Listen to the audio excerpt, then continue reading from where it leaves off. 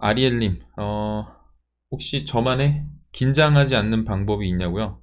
긴장하지 않는 방법은 제가 생각하는 가장 저만의, 어떻게 보면 사람마다 좀 다를 수 있지만 제가 생각했을 때 긴장하지 않는 팁이 저는 좀 분명히 있어요. 그러니까 나만의 그런 거 있잖아요. 운동선수들도 징크스가 있듯이 저도 징크스가 있어요. 어떤 거냐면 이제 사회를 보거나 뭐 결혼식 사회도 마찬가지고 회사에서 하는 사회도 그렇고 PT 발표를 할 때도 마찬가지고 이 오프닝 멘트 있죠. 오프닝 멘트. 그러니까 여러분들에게는 1분 자기소개가 되겠죠. 설령 안 묻는다 해도 상관은 없어요. 근데 저 같은 경우는 오프닝만 주구장창 연습합니다. 다른 부분은 그냥 이렇게 내용 다 읽고 얼마 정도 연습이 됐으면 보통 이제 행사 직전이나 행사 하루 전, 이틀 전부터는 오프닝만 외워요. 그래서 오프닝을 절지 않으면 그 다음부터는 술술 풀립니다.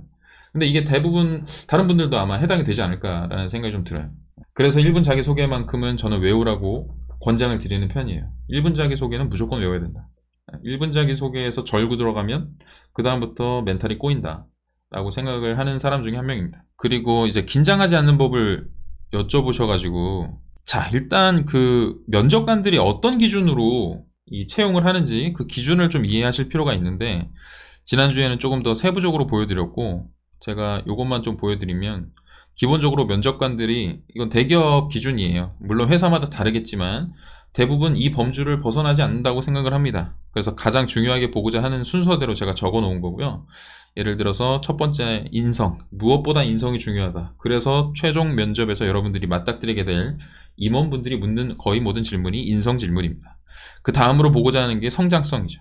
지원 동기의 적합성, 정말 우리 회사에 대한 로열티를 갖고 있느냐. 로열티를 갖고 있는 게 왜 중요하냐면 결국 여러분들이 끝까지 살아남는 인재여야만 합니다. 회사가 어려운 상황에 닥치더라도 여러분들이 함께 이 고난을 헤쳐나갈 만한 사람인지 아닌지 그걸 좀 보고자 하는 거예요.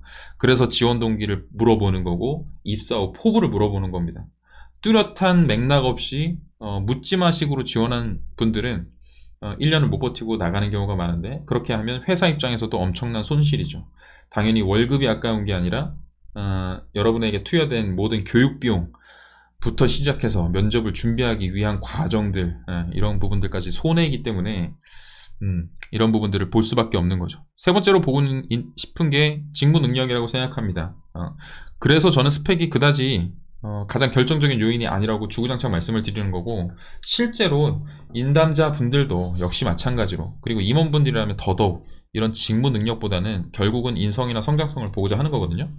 한번 맥락을 잘 이해해 보시면 좋겠어요. 그리고 직무 능력 이 다음에 제가 생각했을 때 중요도 순으로, 그 다음 순으로 중요한 건 표현력이라고 생각을 합니다. 기본적으로 여러분들께서 입사를 하시고 신입사원의 그런 타이틀을 얻게 되시고, 뭐 얼마 뒤에 이제 뭐 대리나 선임, 뭐 과장, 책임 이렇게 진급을 하실 때 궁극적으로 여러분들이 부서 내에서 가장 바쁜 사람들이거든요. 가장 바쁘게 움직여야 되고, 그 바쁜 이유 중에 하나는 유관부서와 어떤 협조를 구해야 되고 미팅을 해야 되고 그런 것들을 이제 준비를 해야 되는 실무자이기 때문에, 기본적으로 다른 부서 사람들과 협상해서 우리 부서에 조금 더 이득이 될 만한 것들, 그런 것을 보려고 하기도 하고, 그 다음에 기본적으로 고객을 직접 대면하게 된다면 오해를 불러일으키지 않을까, 이런 부분들이 특히나 이제 금융권 이런 데서는 많이 보려고 하겠죠.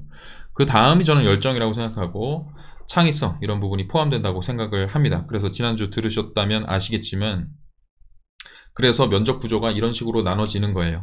그래서 토의나 토론 면접, 열정이나 창의성을 평가할 수 있는 항목이, 저는 토의나 토론 면접을 통해서 그런 거를 보려고 하는 것 같다 라고 생각을 하고, 어느 정도 표현력도 보려고 하는 거겠죠. 하지만 이때 들어오는 사람들은 실무자다, 여러분들과 그다지 연차 차이가 크게 벌어지지 않는 선배가 될 사람들이다.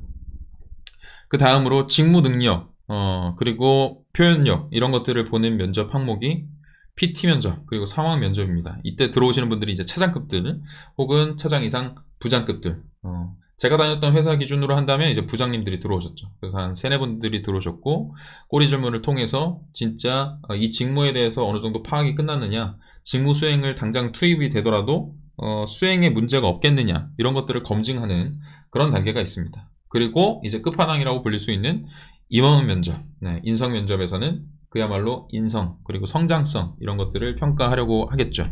자, 긴장하지 않는 법을 알려달라고 했는데 제가 왜 이야기를 드리는지 좀만 기다려보세요. 그래서 이제 여러분들이 면접을 보고 나오면 면접관들이 이제 막 끄적끄적 하잖아요. 이런 것들이 이제 평가가 매겨진단 말이죠. 그리고 이제 크로스 체크를 합니다. 크로스 체크. 취합을 하는 거예요. 취합을 해서 모 대기업 같은 경우는 이렇게 5등급으로 나누게 됩니다. 5등급. 그래서 A등급 옆에 보이시겠지만 로열티가 충만하고 동료 부하 직원으로서 반드시 일하고 싶다. 결국은 일하고 싶은 동료라는 건 여러분들을 데리고 다니고 싶은 후배를 뽑는다고 생각하셔야 돼요. 여러분들 대학생활 다 해보셨잖아요. 후배들 들어오면 왠지 모르게 재수없는 애가 있고 왠지 모르게 좀 짠해서 데리고 다니고 싶은 애들이 있죠. 그리고 하는 게 너무 뭔가 이제 뚜렷하게 아직 학교 생활에 미처 적응은 못했지만 어떻게든 뭘 좀 알아보려고 하고 막 물어보고 이런 애들이 예쁘잖아요. 회사도 다를 게 없어요. 마찬가지입니다. 저만 하더라도 그랬어요. 그래서 합격선이라고 볼 수 있는 건 결국 그렇게 취합된 점수 중에 가장 많은 부분들이 내 부하 직원으로서 같이 일하고 싶은 사람, 그런 사람을 뽑는 거예요. 그 다음 긍정이라고 할 수 있는 게 성과 창출은 해낼 수 있다. 발전 가능성이 있다.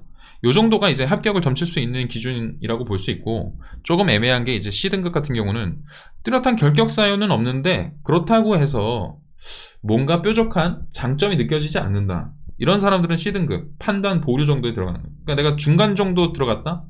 우리 하는 얘기로 이제 군대에서는 중간만 가면 된다라고 얘기하지만 사실 면접에서는 중간만 가면 탈락할 가능성이 큰 겁니다. 그리고 이제 불합격선. 왜? 뚜렷한 강점 자체가 없고 동료나 부하 직원으로서 일하고 싶지 않다. 채용 불가. 뚜렷한 결격 사유가 있다. 이건 뭐 당연히 떨어뜨려야 되는 사람이겠죠. 아까 그 토론 면접, 토의 면접도 말씀을 드렸고, 그 다음에 PT 직무 면접에 들어온 사람들이 이제 차장, 부장급, 그리고 임원 면접에 들어온 사람들이 이제 상무 이상이라고 말씀을 드렸습니다. 근데 이분들의 특징도 어느 정도 이해하실 필요가 있는데, 사실 PT나 뭐 토의나 토론 면접 같은 경우는 여기 그냥 보시면 될 것 같고, 여러분들이 이제 가장 난이도가 높고 채용에 결정적인 당락에 영향을 가장 크게 미치는 거, 여러분들 아무리 PT 면접, 직무 면접 잘 보고 토의 토론 면접에서 아무리 내가 잘했어도 인성 면접을 못 보면 그냥 꽝이에요. 그냥 꽝입니다. 그래서 임원 면접을 들어가시기 전에 기본적으로 이분들에 대한 특성을 좀 이해하실 필요가 있고, 그 특성을 알아야 덜 긴장할 수 있겠다 라는 생각으로 좀 준비를 해본 겁니다.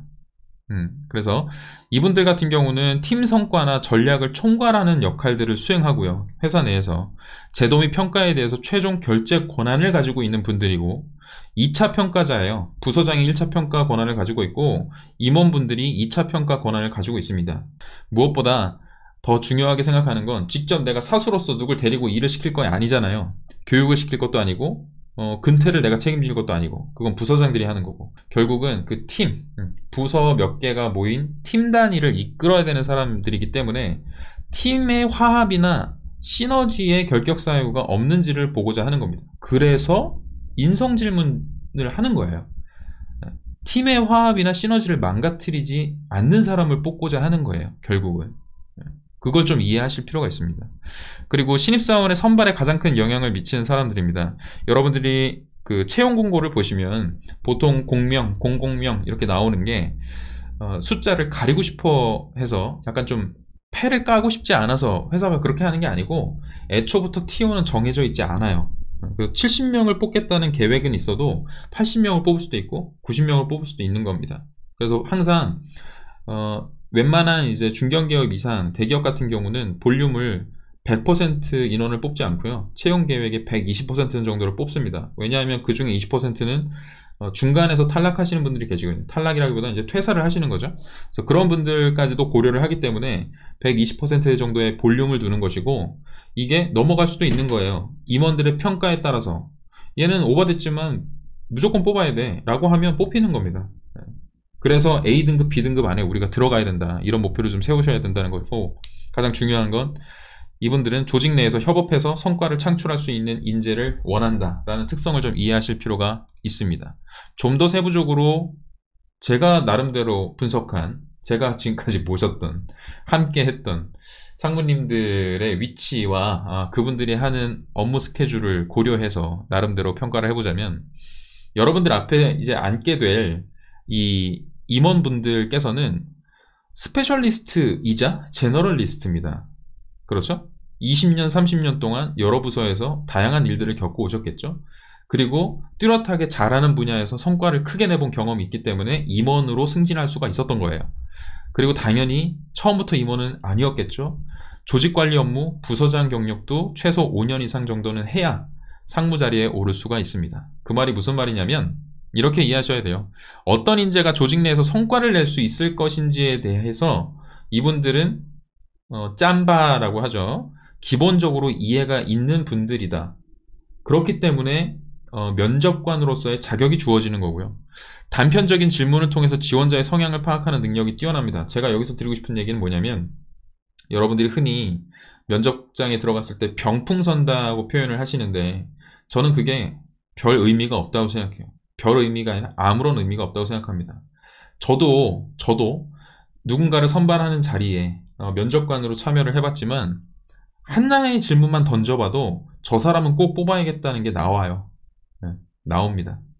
그리고 그 사람에게 추가 질문을 안 해도 저 사람은 그냥 점 찍어두고 충분히 뽑힐만 하다라고 판단되는 분들이 계십니다. 그리고 세 번째로 회사, 직무에 대해서 로열티 굉장히 높은 분들이죠. 이런 분들을 공략하기 위해선 여러분도 그 수준의 로열티를 보여줘야 됩니다. 그러니까 결국 임원 면접에서 보여줘야 되는 건 로열티예요. 그리고 과거의 직무 성과가 굉장히 뛰어난 분들이고 여러분들이 제가 여기서 드리고 싶은 얘기는 직무 성과가 매우 뛰어나기 때문에 여러분들은 어떤 자세를 취해야 될까? 나의 자랑을 가감없이 하셔야 된다는 얘기입니다. 괜히 임원 면접까지 오르셔가지고 거기서 지나치게 겸손한 멘트 이런 거 날리실 필요가 전혀 없어요. 그리고 조직의 성과를 달성하기 위해서 스페셜리스트, 제너럴리스트가 조화가 필요하다는 점을 정확히 인지하고 있습니다. 왜? 내가 그렇게 20년, 30년 동안 성과를 낼 수 있었던 건 그분들의 노하우 속에는 뭐가 있는 거냐면 뚜렷하게 지식만 뛰어나다고 해서 기술만 뛰어나다고 해서 팀이 잘 돌아가지 않는다는 걸 경험으로 알고 계신 분들이에요.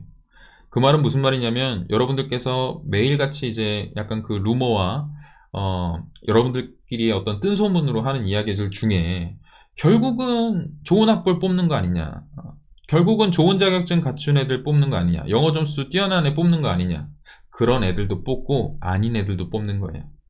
그런 다양성이 있어야 팀이 굴러가고 부서가 굴러간다는 것을 다 잘 알고 있습니다. 예를 들어서 지식만 뛰어난 사람들끼리 10명이 모이면 잡음이 안 생기겠어요?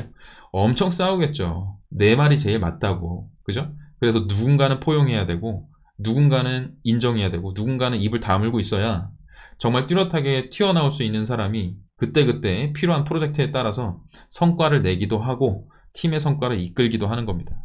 그러니까 여러분들이 내가 당장 가진 기술이 혹은 지식이 부족하다고 해서 쫄 필요가 전혀 없다는 거예요. 정말 다양한 사람들을 원하거든요. 그리고 팀 내 업무 계획 지시와 승인 업무 그리고 전략 구상 등 임원분들은 상당히 바쁩니다. 물론 이제 그분들만의 어떤 그 업무 스케줄을 보면 사실 일개 사원들이 보면 되게 안 바빠 보이는 분들도 계세요. 근데 굉장히 기본적으로 바쁩니다. 어떻게 보면 부서 내에서 허리가 과장이라면 회사 내에서 허리는 상무라고 할 수 있어요. 자, 어쨌든 제가 하고 싶은 얘기는 뭐냐면 지원자의 개개인의 인적사항, 자소서에 대해서 미리 파악했을 가능성이 상당히 낮아요. 기본적으로. 그래서 여러분들께서 자소서에 조금의 어떤 실수 이런 것들 용인해 줄 수 있는 충분한 포용력을 갖추신 분들이고, 그 다음에 정형화된 질문을 던지기보다는 지원자의 특성을 파악하기 위한 질문에 중점을 둡니다. 그래서 면접 질문이 어디로 튈지는 모르는 거죠. 인성 질문이 그렇기 때문에 어렵기도 한 겁니다. 내가 준비가 안 돼 있으면 굉장히 말을 버벅일 수 있는 그런 가능성이 좀 높죠. 지금 트렌드만 봤을 때는 시간 자체가 굉장히 줄어들었죠. 대면에 대한 부담감도 굉장히 많이 생겼고, 그 코칭을 진행하면서 만나 뵀던 한 8, 9분께서 이제 공통적으로 얘기하셨던 게 한 분 정도를 제외하고는 4개의 질문에서 8개 질문 요 정도를 벗어나는 그 질문량 자체가 없었어요. 그러니까 요즘 같은 때 병풍 섰다고 실망하실 필요가 전혀 없다는 겁니다. 그래서 면접에 대한 오해에 대해서 제 나름대로 해석을 해드리자면, 면접에서 진짜 말을 잘해야 됩니까? 표현력이 좋아야만 합니까? 어느 정도 맞는 말이다. 부서 간 협업도 해야 되고 외주 업체 그리고 고객사 와도 협업을 해야 되기 때문에 어느 정도 표현력을 갖추는 건 당연히 플러스 요인이 될 수 있죠. 하지만 전부가 아니다 라고 말씀을 드리고, 그것보다 더 중요한 건 회사나 직무에 대한 로열티를 보여주는 것이다 라고 말씀을 드렸습니다. 두 번째로, 스펙이 높은 사람을 선호하느냐? 아니라고 말씀드렸습니다. 업무에 필요한 일머리는 따로 있습니다. 함께 일하고 싶은 후배, 오랜 기간 함께 할 동료가 무엇보다 우선이에요. 그냥 진짜 살아있는 저의 그 현직 경험을 말씀을 드리면, 정말로 제가 입사했을 때 뭐 이런 얘기가 좀 사실 저는 쪽팔리지만, 제 학벌이 제일 안 좋았어요. 내 학벌이 제일 안 좋았고, 그냥 옆에 앉은 애 고대, 이 옆에 앉은 애 연대, 내 앞에 앉은 애 북경대, 뒤에 앉은 애 뭐 미국 어느 대, 이렇게 나온 애들하고 같이 이제 교육을 받는단 말이죠. 근데 사실상 부서 배치가 받고 나서 그 친구들하고 뭐가 비교가 됐다는 게 아니라, 부서 내에서 뭔가 학벌을 가지고 일감을 주거나 일을 하는데 어떤 제한이나 이 브레이크를 걸거나 이런 것들은 단 한 번도 겪어본 적이 없습니다. 자신 있게 얘기 드리는데요, 아무 의미 없는 겁니다. 아무 의미 없어요. 그냥 담배 한 대 피러 갔을 때, 너 근데 학교 어디 나왔냐? 그랬을 때, 아, 저 서울대 나왔습니다. 오, 요 정도? 요러고 끝입니다. 자, 자소서 검증하는 자리이다. 일부 회사한테는 맞는 말이에요. 압박성으로 물어보려면 자소서를 들고 파는 회사들도 있습니다. 그러나 앞서 말씀드렸지만 기본적으로 면접관 분들께서 자소서를 모두 다 검토하고 오셨을 가능성은 상당히 낮기 때문에 여기에 대한 부담감은 좀 내려놓으실 필요가 있고, 중요한 것은 여러분들이 그분들하고 자연스럽게 대화를 잘 이끌어낼 수 있느냐, 이끌어갈 수 있느냐, 묻는 말에 똑바로 대답하고 있느냐, 딴소리 안 하냐, 요거 보려고 하는 거고요. 면접은 지원자를 떨어뜨리는 과정이다. 어느 놈을 떨어뜨릴까를 평가하는 자리일까요? 그렇지 않습니다. 아까 말씀드렸죠? 100% 뽑는 거 아니라고. 항상 볼륨은 120% 이상이에요. 지금같이 코로나 때문에 어려운 시기에 전체 채용 인원수가 줄긴 했겠지만, 그럼에도 불구하고 100%를 꽉 채워서 뽑지 않습니다. 그 말은 무슨 말이냐면, 결국 붙을 사람은 붙는다는 얘기예요. 붙을 사람은 붙는다. 그렇게 생각하셔야 돼요. 그래서 채용 인원이 작기 때문에 내가 안 뽑힐 거야 라는 생각보다는, 나는 어쨌든 이 중에서 가장 돋보일 만한 사람이어야만 해요. 그런 사람이 되고자 노력하셔야 되고, 그 다음에 제가 말씀드리고 싶었던 게, 이 인사팀, 인사 담당자들의 평가표, 그들의 평가표예요. 인사 담당자들은 어떤 걸로 평가를 받을까? 그 중에 한 꼭지를 차지하고 있는 게 채용 프로세스에 대한 KPI를 관리를 합니다. 이런 걸로 평가를 받는 거예요. 그 중에 들어가 있는 게 채용 인력 만족도예요. 이거 무슨 말이냐면, 여러분들이 선발이 되고 나서 그 회사에서 실무자로 뛰시잖아요. 그럼 여러분들한테 신입사원 1년 기간 동안 주기적으로 뭐 설문을 통해서, 점수 평가표를 통해서 물어볼 겁니다. 너 지금 배치된 곳에서 제대로 교육받고 있니? 부서 사람들이 잘 도와주고 있니? 너의 업무 만족도는 얼마나 되니? 원하는 일을 하고 있니? 이런 것들을 물어봅니다. 그런 것들이 종합돼서 저 인사 담당자의 평가를 좌우하는 요소 중에 하나로 올라가요. 또는 신규 직원의 이직률, 이게 사실 가장 이제 그 크리티컬한 문제죠. 리스크가 가장 큰 겁니다. 막상 뽑아놨더니 1년 내에 그만둬. 이러면 사손입니다. 사손.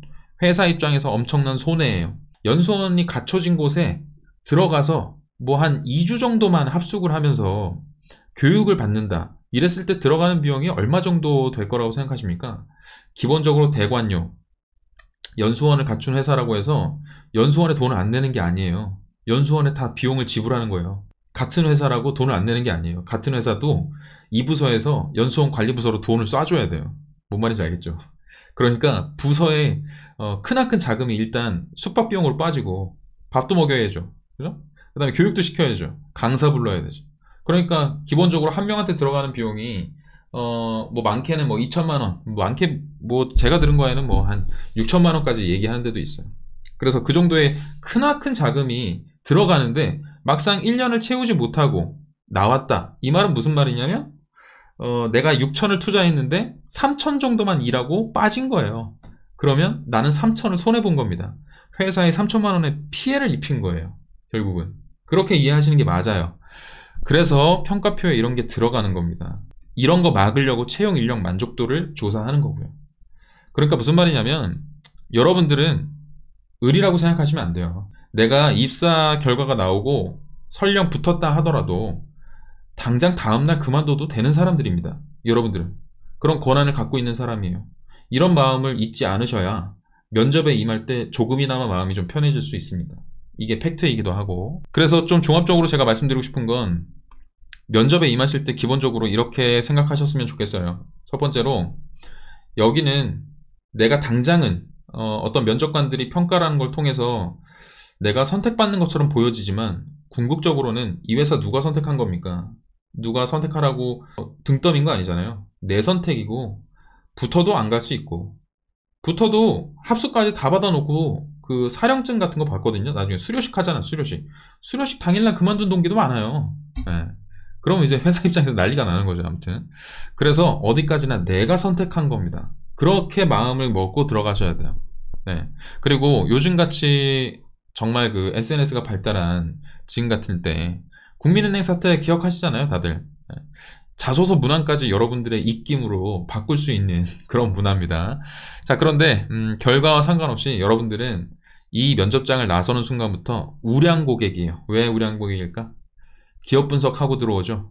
가장 찬 티가 안티로 돌아서면 무서운 것과 마찬가지로 여러분들이 기업에 대해서 애정을 가졌던 만큼 좋지 못한 인상을 가지고 면접장을 나서는 순간부터 안티 고객으로 돌아서면 그 피해가 막심할 수 있다는 거 이들은 잘 알고 있고 겁내기도 합니다. 그래서 여러분들한테 함부로 못해요. 다 면접장 가보시면 이렇게 분위기 잘 풀어주죠. 처음에 이제 인사 담당자님 막 인상 쓰면서 막 유격 훈련하듯이 진짜 사나이처럼 이렇게 아 빨리 줄 똑바로 서요. 다음에 딱 들어가지고 90도로 인사해 이렇게 하는 사람 아무도 없잖아요. 그 이유가 이겁니다.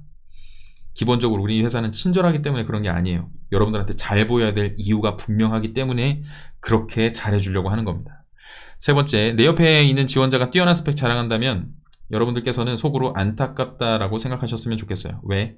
그냥 한 가지 예를 들어드리면 제가 면접관이라도 서울대를 나온 친구와 지방대를 나온 친구가 있습니다.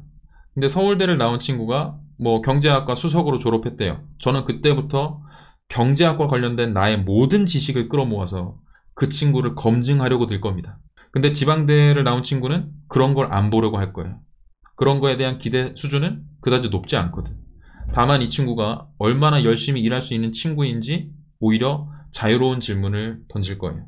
그러니까 옆에 있는 사람들이 본인의 스펙이 얼마나 뛰어난지 강조하고 있다면 속으로 측은하다라고 생각하셔도 됩니다. 무엇보다 여러분들에게는 남다른 로열티가 있다. 이것만 보여주시면 돼요.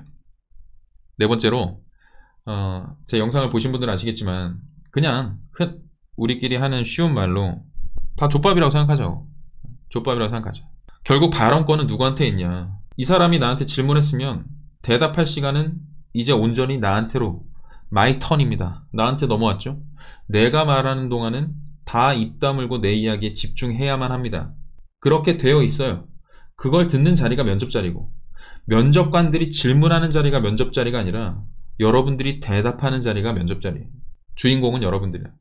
그러니까 내가 말하는 동안에는 모두가 나한테 집중할 수밖에 없다라고 생각하시고 조바심 내기보다는 내가 가진 모든 것을 쏟아낸다.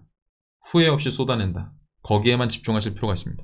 그리고 다섯 번째로는 아까 말씀드렸지만 인사팀의 평가를 좌지우지할 수 있는 그 권한을 가지신 분들이 여러분입니다.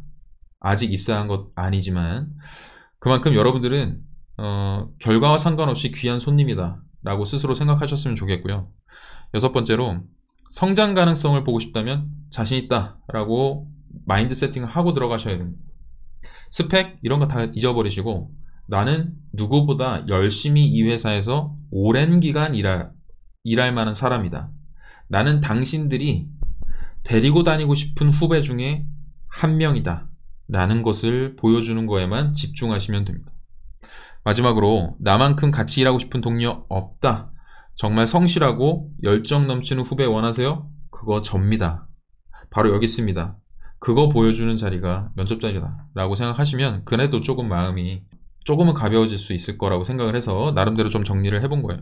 이런 마음을 좀 가지고 들어가셔야 그래도 면접에 임하실 때 너무 이렇게 떨지는 않을 것 같다는 생각이 좀 들었습니다. 그래서 현직자 인담입니다. 인사 담당자님이 이렇게 조언해 주셨어요. 긴장하지 않는 방법, 너도 밖에서 만나면 아저씨다.